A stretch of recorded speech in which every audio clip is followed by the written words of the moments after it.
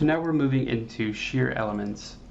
Try and keep your shear elements to the material of the structure that you've built. So we're going to keep steel with steel and concrete with concrete. Now first I'm going to show you how to do concrete, and concrete's fairly straightforward.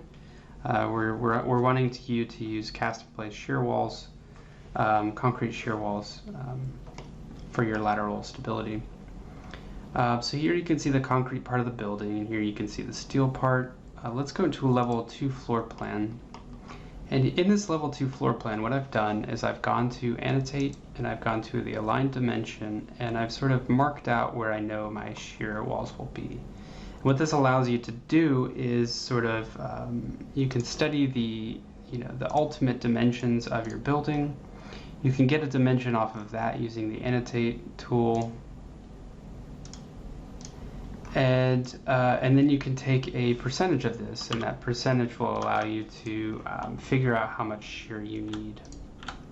And keep in mind you have to consider the shear coming from all sides of the building. Now here I've marked out 2 walls, which will sort of never be, I don't need any doorways or anything in there.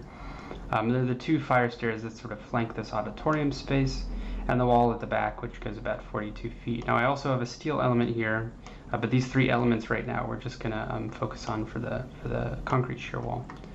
To create a shear wall, let's go to Architecture, Wall, and Structural. Now by default this is a generic 12-inch wall. The 12 inches is fine, but we need to change this to concrete. So we're going to edit the type.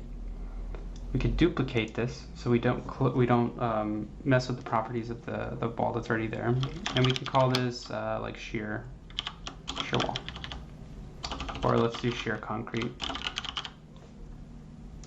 Now again, for layups, for things with multiple elements in them, you can't just change their dimensions generically. You have to edit the structure and change the thickness there. Now we don't have to do that, but we do have to change the material. So if we click the ellipses next to the by category there, we're going to change this to concrete cast in place gray. So hit OK, and what that will allow us to do, structural walls versus architectural walls, there's a couple of benefits. One is that the material will sort of absorb with the other structural elements. So if it's a cast in place system, it will absorb all of the beams, and it will absorb into the columns so that it will all be one homogeneous system. It also allows for analytical models to be created. Now we're not even touching that in this class, but just keep in mind that that is one of the benefits of shear structural walls. So here you can see this is where I need about 30 feet of shear resistance. Instead of focusing on whether we're going up or down with the depth or the height, I'm going to go over here. I'm going to change some of these constraints.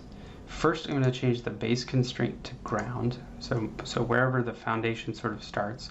We'll probably change that later. We might need to suck it into the ground a little bit. And we're going to change the base offset to 0. Now we need to change the top constraint to whatever the top floor for the shear wall is. It's probably most efficient for this to go to the roof.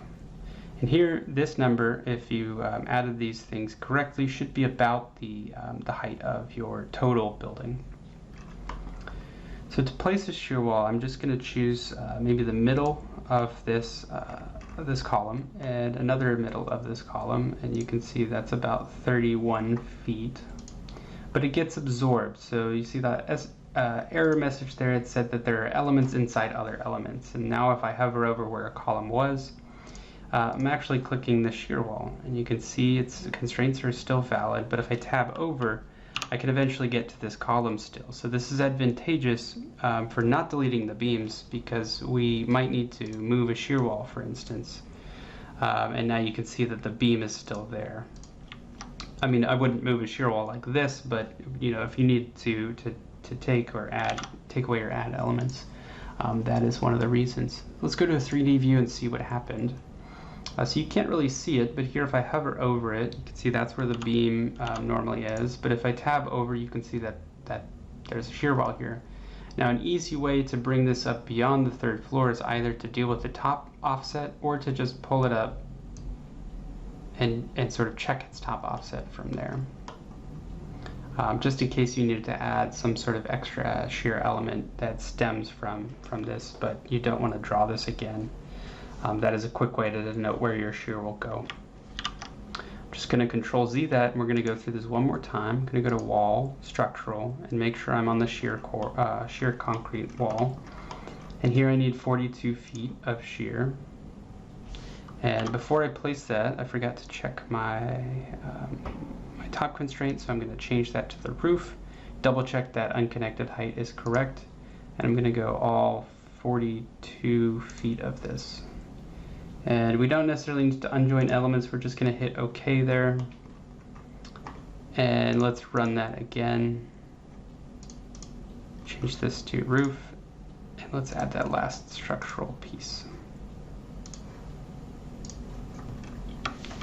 So here, let's hide the floors. And you can see the shear course for the building, or the shear walls.